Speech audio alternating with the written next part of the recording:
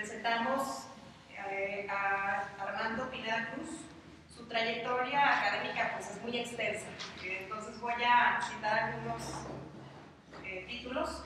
Estudio de licenciatura, Escuela Nacional de Artes Plásticas en la UNAM, licenciado en Diseño y Comunicación Visual con orientación en el área de diseño editorial.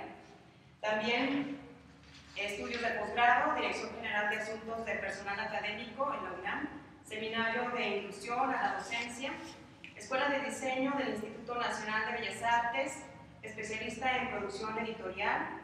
También Universidad Autónoma Metropolitana, Unidad Xochimilco, maestría en Ciencias y Artes para el Diseño. Centro de Estudios Gesta de Veracruz, maestría en Diseño Tipográfico. Estos son algunos de los títulos. Sin más preámbulo, bienvenido y adelante. Gracias. Bien. Pues, de lo que yo les voy a hablar es sobre la investigación que hice cuando estuve en la Metropolitana, la maestría como tal de Ciencias y Artes, pero había que buscar un tema de investigación como rector y sobre este partir para comenzar a generar conocimiento, ¿no? Como la idea, que en realidad más que nada la maestría lo que se buscaba era como la metodología, eso era lo interesante. Entonces, a mí me costó un poco de trabajo como aterrizar mi tema de investigación, porque digamos mi línea siempre fue como diseño editorial y la tipografía. Cuando egresé de la ENAP, sí comencé a trabajar, trabajé en diferentes lados y siempre fue como mi punto, ¿no? La tipografía. Cuando entré a la maestría era difícil encontrar como un punto donde la tipografía no fuera solo aplicada, sino estudiar la tipografía. Entonces era como una forma diferente de entrar a la letra, no solo aplicarla, sino estudiarla y me di cuenta que había como muchas vertientes. Entonces mi tema deambuló por muchas partes. Primero quería hacer una cosa súper grande y según yo quería estudiar como la manera en cómo se modificaba el pensamiento de las personas con las diferentes letras, ¿no? Una cosa muy rara. Mi tutor me dijo así, no, eso es como tema de doctorado y quién sabe, está muy grande, o sea, lleva más allá de diseño, habla de psicología, un montón de cosas. Entonces lo que me dijo es que concretara más el tema. Total que dándole vueltas, entré como en retórica, seguí. Y al final el tema que quedó fue música y tipografía. Que después me di cuenta que en realidad la música fue solo un pretexto como para que el tema no matara. Ya me tenía como cansado. Porque la música me gusta, bueno, ¿a quién no le gusta la música? Pero aparte de eso, tenía que vincularlo a la academia y que fuera algo realmente estricto. No podía como salirme mucho. Entonces, en realidad la música solo fue un pretexto para estudiar un poco más la letra. Y bueno, eso fue lo que salió. Entonces, cuando comencé con esta investigación, tenía que comenzar con algunas preguntas. Entonces, básicamente las preguntas por las que partía, eran estas.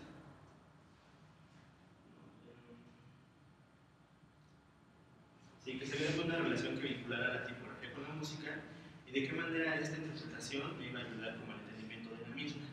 Sí, eran como los objetivos que tenía que encontrar para poder como seguir con la investigación.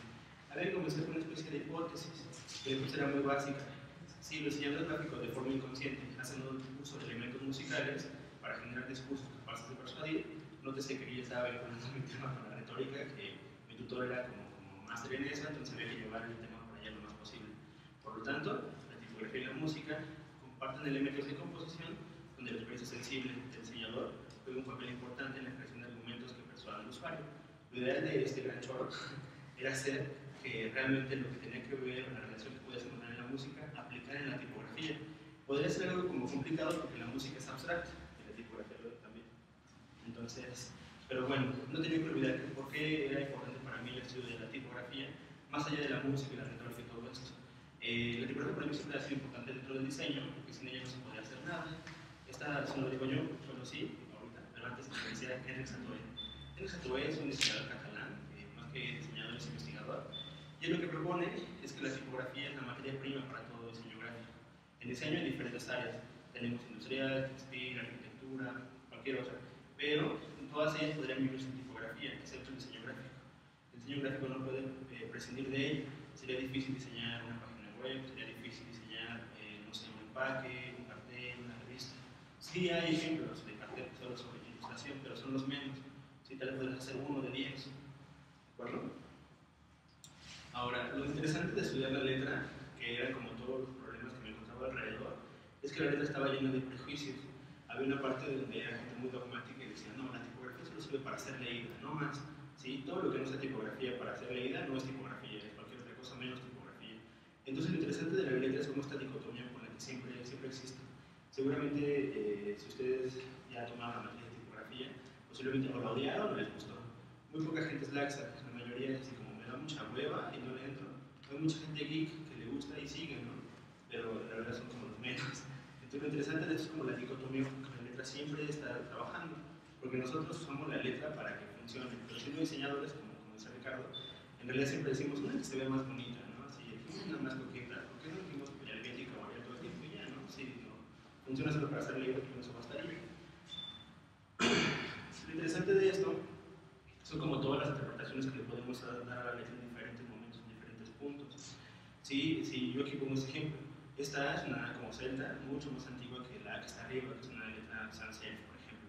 Lo interesante es como dar interpretaciones de lo mismo para llegar a un resultado afín, que eso era lo interesante que podía tener como la retórica y lo que me permitía hacer estudiar no solo el discurso visual, sino también el discurso lingüístico, y llegar como una cuestión como mucho más enriquecedora, ¿sí? Que me llevaba a encontrar cosas como esta, donde la disposición de los elementos tiene una relación directa con el contenido.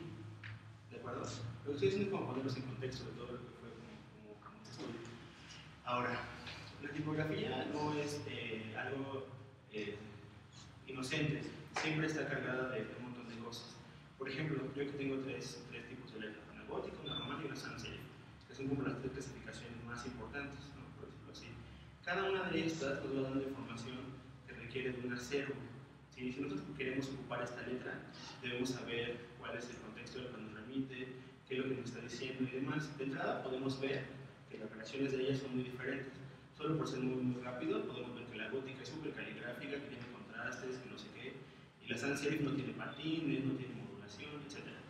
Sin embargo, hay una información que no es visual, sino que todos ustedes conocen. Si yo les digo, por ejemplo, con la palabra gótica, que lo relacionen con la, no sé, con la propaganda nazi, puede que lo accionen de manera inmediata. Si yo les digo, ahora relacionen la tipografía sans serif con algo mucho más contemporáneo y marca o logotipo, lo hacen. ¿Sí me explico? Cada una de estas letras nos remite a diferentes cosas que no son visibles, que están como en el acervo cultural. A eso me refiero con que no son inocentes. Lo que nos dicen que las letras por sí mismas son cosas, ¿no? Estudiar la tipografía por sí misma es como una rama. Además son símbolos retóricos. ¿A qué me refiero con símbolos retóricos? Si ustedes revisan esta Q, puede que estén familiarizados con ella por mucho. Hay letras o hay tipografías que deberían estar fuera ya del uso de cualquier persona. Entre ellas, Safino, Times, Arial, Helvética, Rothis, Gilsan. Estamos hartos de ver este tipo de letras. Pareciera que cada vez que les dan como las características de elegante o distinguido, ocupan tralla, ¿no? Así, me van a hacer una invitación de bodas, Safino. Van a hacer una etiqueta de vino, Safino o tralla. Como tal, la tipografía tiene como ciertos contextos. Si tú vas a diseñar, no sé, la cabeza de una revista y la revista se llama Mi Mamá o Mamá, algo así, lo vas a poner letra gótica, ¿no? O sea, la mamá dark o algo así, ¿no? Entonces habría que pensar en eso. Las letras por sí mismas son recursos retóricos, símbolos retóricos, y además son productos históricos. No puedes hablar, por ejemplo, en algún momento, no sé, de algo progresista o una letra súper conservadora, por ejemplo. Sí, cada una de ellas tiene como diferentes momentos. La Baskerville nació en algún momento que nos daba como cierta información, la Times. No puede ser que tu periódico va a ser un periódico y vas a decir, es un periódico de vanguardia, y lo diseñas con Times y Romas, ¿no? Por ejemplo. Cada una de las letras tiene como cierto perfil histórico que hay que conocer. ¿Se dan cuenta? Era un relajo, ¿no? Como poder entrar a la letra porque eran como diferentes formas. Cada uno de los puntos que les acabo de dar puede ser un tema específico de investigación. Lo interesante de esto era como cuál ocupar. Cuando seguí investigando todo esto me daba cuenta que había una relación directa en la manera en cómo se disponían los elementos y cómo se leían y cómo se entendían. Entonces me vinculaba cada vez más a esa onda de la retórica. Entonces me di cuenta que había un texto, de hecho muy curioso, que está en un blog, así hablando de estos foros.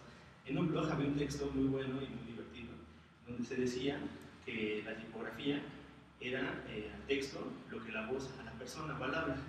Entonces teníamos una relación directa entre la manera en cómo se decían las cosas, cómo se exponían las cosas y cómo se leían las cosas. Entonces encontré cosas como estas, donde en algún momento no se consideraban los espacios de palabras porque no se veían, y teníamos esto que se llama escrito continuo, que son diferentes formas de disponer los elementos. Aquí, por ejemplo, se quitan todos los espacios entre palabras y se lee de corrido, ¿sí? De corrido. Se leería como yo hablo, tal vez, ¿no? Sí, entonces ese es uno. Otro es que también hacen uso como de lo que tienen en su contexto. Algunos escritos, como en este caso el Bustrofedón, lo que hacían era percibir lo que pasaba, digamos, al lado y remitirlo como a la parte escrita. ¿Sí? La mayoría de las cosas no son de manera paralelas, unívocas, más bien son paralelas.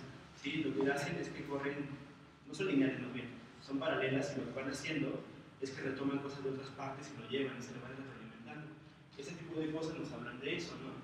En este caso el Bustrofedón lo que hacía era imitar la manera en cómo se hace la narración de la escritura, cambiaba con respecto a eso. Entonces, esas son dos formas de cómo se interpretaba la escritura, a partir de cómo se hablaba, cómo se hacían algunas cosas, como en este caso símbolos. Cada una de estas cosas nos habla de un concepto interesante, que es la invisibilidad de la tipografía. Este concepto de invisibilidad de la tipografía lo retoma o lo dice una mujer muy interesante que es Beatriz Guardia. Beatriz Guardia es como una soprano de la tipografía. Ella, para poder ser escuchada en su momento, tuvo que fingir tener un alias que era un hombre, y lo que hizo nada más y nada menos, comenzó a leer ella, para empezar era como una diva. Entonces estaba casada con alguien, se dio cuenta que no le funcionaba, buscó a alguien que le pudiera dar más alcance a nivel conocimiento, se fue con él, y con esa otra persona comenzó a estudiar todo lo que podía sobre tipografía. Estudió todo lo que podía, a tal grado de que la revista más importante del momento en Inglaterra tenía errores según ella, y que ella podía validarlos históricamente, con bibliografía, y mandó una carta donde decía, todo lo que proponen, no, sí, esto es así, así, así. Pero para que le hicieran caso tuvo que dar un alias que era un nombre. ¿Sí? Entonces, era el libro por una cosa por el estilo. Entonces, lo interesante de esta mujer, esto como un pequeño paréntesis, es que ella propone esto, la invisibilidad de la tipografía. Entonces, donde se dice que la tipografía, si no es invisible, no funciona. ¿Qué quiere decir esto? Nosotros cuando leemos un texto, en realidad lo que debemos hacer es leer, más no ver. Si comenzamos a ver la tipografía, comenzamos a ver la letra, eso ya no funciona, ¿sí? Porque nos estamos desviando del cometido original. Si ustedes comienzan a leer una novela, y la novela de repente tiene algunos baches, donde ustedes se van a distraer, donde repiten la lectura de una línea, o se saltan líneas, comienzan a ver el texto y dejan de leer, entonces la tipografía deja de ser invisible para ustedes y comienza a ser ruidosa y fea, ¿sí? Entonces vamos a ver que lo que nosotros buscamos es como llevar esa parte. Sin embargo, como diseñadores, es una ambigüedad, porque hablar de legibilidad nos lleva a hablar de un montón de cosas. Por ejemplo, ¿qué tan legible va a ser un texto? Pero nosotros, siendo diseñadores, reitero, nosotros solo tenemos que pensar que la letra es invisible. Lo que me hace pensar que todas estas como teorías pueden llegar a tener como diferentes visiones centradas. Si yo le estoy diciendo que cuando en este libro la tipografía comienza a verse ya no funciona, ¿qué es lo que pasa cuando hacemos una selección tipográfica? ¿Por qué no hacerlo todo con Times y ya? ¿Por qué no hacerlo todo con, no sé, la letra que quieran y ya? ¿Por qué está cambiando todo el tiempo de tipografías? ¿Por qué está innovando en ese sentido? Pues porque la letra para nosotros no solamente se lee, sino que además se ve, y por curso y que se escuche, también se siente. ¿Sí? Entonces la tipografía tiene tres niveles al menos. Un nivel visual, un nivel lingüístico y un nivel sensorial. ¿Sí? Que de hecho eso es lo que nos importa. Cuando hacemos estas cosas de diseño, siempre estamos tratando de persuadir con esas tres cosas. Regreso como el ejemplo del cartel. Ustedes quieren hacer un cartel pensando, por ejemplo, salir a una marcha por lo que sea, no van a poner una tipografía ligerita, super light y con remates y con zafino. Imaginen que diga grita con zafino, no tendría coherencia, ¿sí? En cambio, si ponen grita con impact, grande, así bold en rojo, venga, esa letra sí está gritando. Lo que nos dice que esa letra es el SB y también se siente, ¿sí? Nos lleva como a otro nivel. Ahora, entender esos tres conceptos no ha sido sencillo como por parte de la gente que teoriza tipografía.